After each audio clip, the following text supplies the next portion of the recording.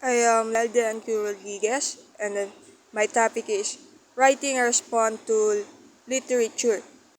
So my objective is define what a response to literature is and then identify its key part and purpose.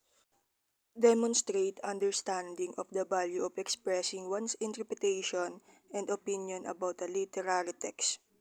Write a short and well-organized response to a selected literary text using appropriate evidence and examples. First, write a response to literature. A response to literature is an essay that is written in response to all of or specific element of a piece of literature. In a response to literature essay, you state your own opinion about the theme, plot, character, or setting, backed up with evidence from the literary text.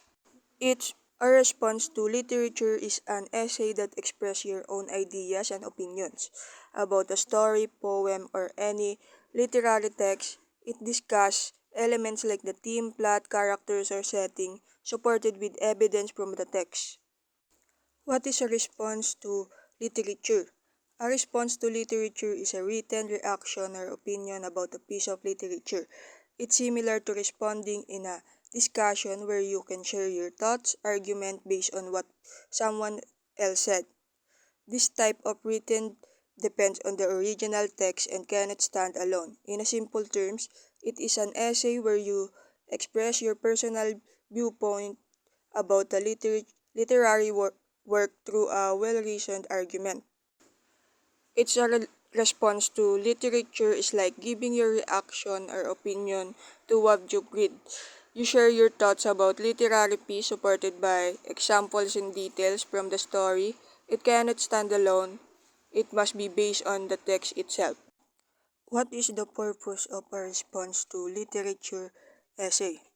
A response to literature essay analyzes and critiques a literary work by presenting and supporting a theory about it. It helps deepen understanding of the text, plot, character, and theme, showing your ability to think critically like a literary critic. Its purpose is to analyze and interpret a literary work by forming a theory or argument about it. Through this, you gain a deeper understanding of the text and help others see new insight about it. Statement. A response to literature essay begins with a thesis statement that presents your main idea or theory about the text. This statement focuses on specific elements such as character, plot, setting, symbolism, theme, background, or writing style, and clearly state the point you aim to prove using evidence from the work. Statement introduce your main idea or argument about an element of the text such as the theme, character, or settings. Context. Briefly explain which part of the text sparked your idea and how they support it. Identify the specific characters, settings, or scenes that inspire your theory. Give one or two short pieces of textual evidence showing their relevance. Explain the author's likely purpose in portraying them and how that strengthens your argument. It explains the background or situation in the story that support your main point. Concrete details. Concrete details are undeniable facts from a text, such as actual event or background information about social, economical, and political conditions. They serve as solid evidence to support an argument or interpretation. For instance, to argue that a female character doesn't deserve her fate, one can cite how other characters treat her and the societal condition for women described by the author. It's giving facts and evidence from the text that can't be argued with, such as events or action of characters.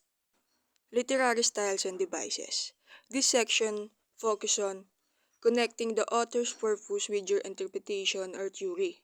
You should use examples from the text, such as writing style, tone, and literary devices. To support your arguments, explain how these techniques reinforce the author's intent and show how the evidence you've discussed earlier align with your overall interpretation. It discusses the author's writing techniques like symbolism, imagery, or tone, and how they support your argument. How to write a response to literature. Before analyzing literature, Read the text closely to understand what the writers is trying to say, how they say it, and when techniques they use. Pay attention to repeating image or devices and ask why the author used them. Often a single image serves a multiple purpose that deepen meaning.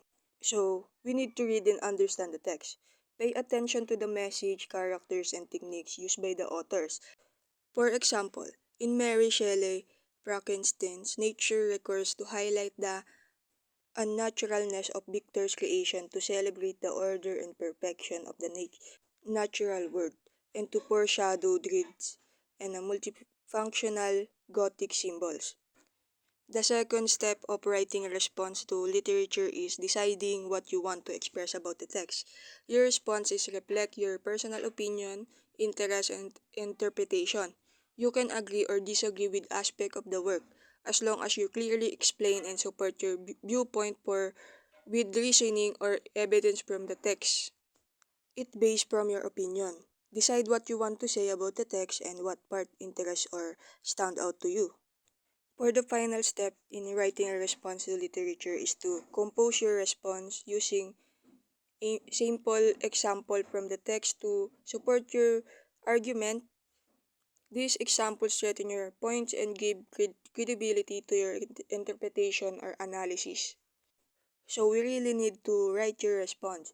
Support your ideas with examples and evidence from the text. And for the conclusion, it brings together all the points discussed in the essay. It should be that summarize how each section supports your argument and clearly state the reason behind your final conclusion. You need to explain how the evidence present proves and disprove your theory about the novel, providing a clear and satisfying closure for the reader. We need to summarize our main point and restate how our evidence supports our theory or opinion about the text, and with a clear conclusion that ties everything together. And that's all for my report. Thank you.